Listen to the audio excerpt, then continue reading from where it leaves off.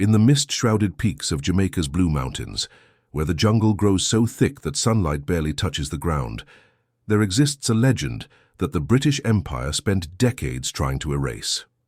Her name was Nanny, though some knew her as Nakinti, and by the time she was barely old enough to be considered a woman by today's standards, she had already become the most formidable guerrilla commander the Caribbean had ever seen. The year was 1720, and Jamaica was the crown jewel of Britain's colonial sugar empire. Hundreds of plantations stretched across the island's coastal plains, each one a factory of human suffering, where enslaved Africans were worked to death producing the sweet commodity that fueled European prosperity. The British believed they had created an unbreakable system. They were wrong. Nanny had been born in West Africa, likely among the Ashanti people in what is now Ghana, a society where women could hold positions of military and political power. The exact year of her birth remains lost to history, but most scholars believe she arrived in Jamaica as a young girl, perhaps 12 or 13 years old, torn from everything she had known and thrust into the nightmare of chattel slavery. But Nanny was no ordinary captive. She carried within her the military traditions of the Ashanti, the spiritual practices of her homeland, and something else, something the British would never understand: an absolute refusal to accept her own subjugation. The Maroons, as they came to be called, were communities of freedom fighters who had escaped slavery and established independent settlements in Jamaica's most inaccessible terrain. Some had fled from the Spanish before the British conquered the island in 1655. Others, like Nanny and possibly her brothers, escaped from British plantations and joined or formed these communities of resistance. By the early 1700s, the Maroons had become a serious threat to colonial stability, not just surviving in the wilderness, but actively raiding plantations, freeing enslaved people, and creating a parallel society that existed in open defiance of European rule. Nanny rose to leadership of the Windward Maroons in the eastern mountains, and what made her remarkable wasn't just that she was young or that she was a woman in an era when European armies would have found both facts disqualifying. What made her remarkable was her genius for asymmetric warfare. She understood something that would take military theorists centuries to fully articulate: that a smaller, more mobile force that knows the terrain and has the support of the local population can defeat a larger, better-equipped conventional army. The settlement she commanded was called Nanny Town, carved into a nearly vertical mountainside about 900 feet above sea level. It was a masterpiece of defensive positioning. The only approaches were steep paths that forced attackers to climb single file, exposed and exhausted. From above, Nanny's fighters could see the British coming for miles. The settlement itself was camouflaged so skillfully that British forces sometimes passed within yards without realizing it was there. Homes were built into the natural contours of the land.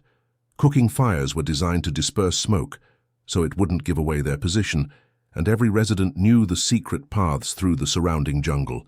But Nanny's genius went far beyond choosing good ground. She created a complete system of guerrilla warfare that transformed the Blue Mountains into a death trap for British soldiers. Her fighters used the abeng, a cow horn that could carry sound for miles through the mountains, to communicate in a code the British never cracked. They moved through the jungle in absolute silence, using hand signals and bird calls. They set traps, everything from concealed pits with sharpened stakes to tripwires that would send logs crashing down on pursuing soldiers.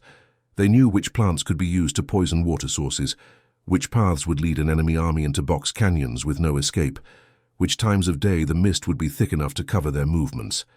The British sent expedition after expedition into the mountains to destroy Nanny Town. Each one ended in disaster.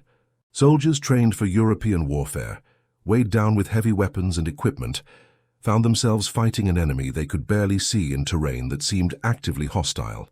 Nanny's fighters would materialize from the jungle, strike with devastating accuracy, and vanish before the British could organize a response. The Redcoats would find themselves separated from their units, lost in an endless maze of identical-looking ridges and valleys, while unseen warriors picked them off one by one. Officers who tried to follow blood trails from wounded Maroons discovered too late that they were being led into ambushes, and when the British did manage to find and attack Maroon settlements, they discovered another dimension of Nanny's strategic thinking. The settlements could be abandoned in minutes, their populations melting into the forest with whatever supplies they could carry, only to reappear elsewhere and continue the fight. It was warfare that refused to be warfare in the European sense. There were no pitched battles to win, no capital to capture, no supply lines to cut. The Maroons were everywhere and nowhere, a force that couldn't be defeated because it couldn't be pinned down. But Nanny was more than just a military commander. She was a spiritual leader, a healer, and what her people called an obeyer woman, someone who maintained the African spiritual practices that the British tried so desperately to stamp out.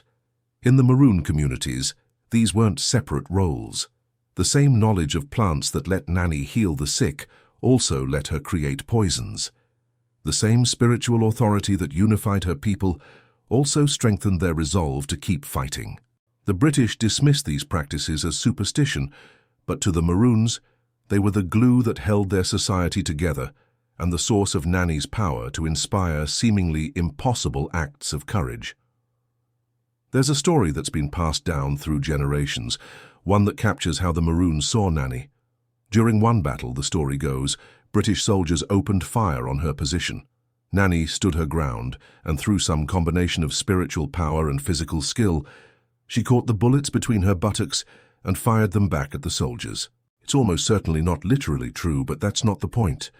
The story tells us that to her people, Nanny was superhuman, invincible, capable of turning the enemy's weapons against them.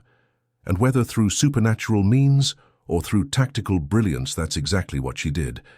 The psychological impact on British forces was devastating.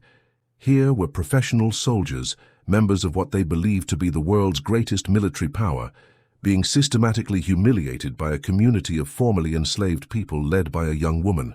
Every defeat chipped away at the fundamental lie that justified slavery, the insistence that Africans were somehow less human, less capable, less deserving of freedom. Nanny's very existence was a refutation of everything the colonial system was built on. For nearly 2 decades, Nanny and her warriors kept up the fight. They freed hundreds, possibly thousands of enslaved people from plantations. They made the eastern portion of Jamaica effectively ungovernable by British authority.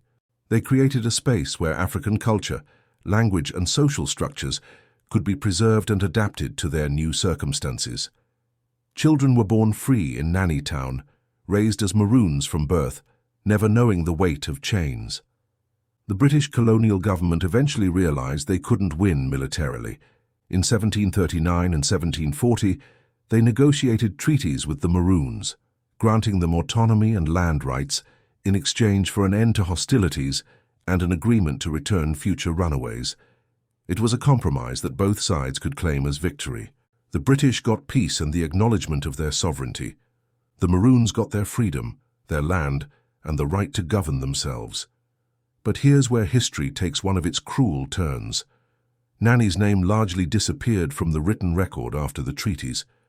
British historians, unable to accept that a black woman had repeatedly outmaneuvered them, either ignored her completely or attributed her achievements to male Maroon leaders. For centuries, she existed primarily in oral tradition, in the stories that Maroon communities told their children about the warrior who defied an empire. It wasn't until the 20th century that serious historical scholarship began to recover Nanny's story, piecing together fragments from military records that mentioned her, testimony from Maroon descendants, and archaeological evidence from the sites she defended. And what emerged was a portrait of someone who deserves to stand alongside the greatest military leaders in history. With minimal resources, no formal training in European military tactics, and every possible disadvantage in terms of weapons and numbers, she fought the British Empire to a standstill. Today, Nanny is recognized as a national hero of Jamaica, the only woman to hold that title. Her image appears on the $500 bill. The land around Nanny Town is protected, but her legacy goes deeper than official recognition.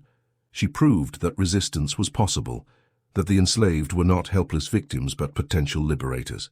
Her tactics influenced slave rebellions across the Caribbean and the Americas. The very fact that she succeeded gave hope to millions who had been told that their bondage was natural, inevitable, ordained by God. And perhaps most importantly, Nanny demonstrated that warfare isn't just about who has the biggest army or the most advanced weapons.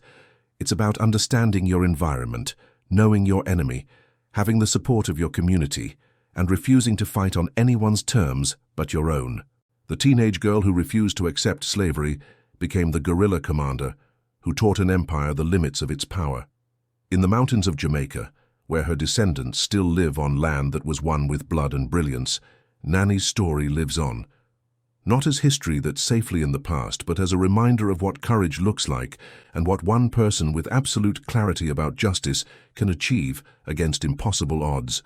Queen Nanny of the Maroons, Nakinti, the warrior who caught bullets and fired them back, the strategist who made mountains into fortresses and jungles into armies, the woman whose name the British tried to erase and who history refused to forget.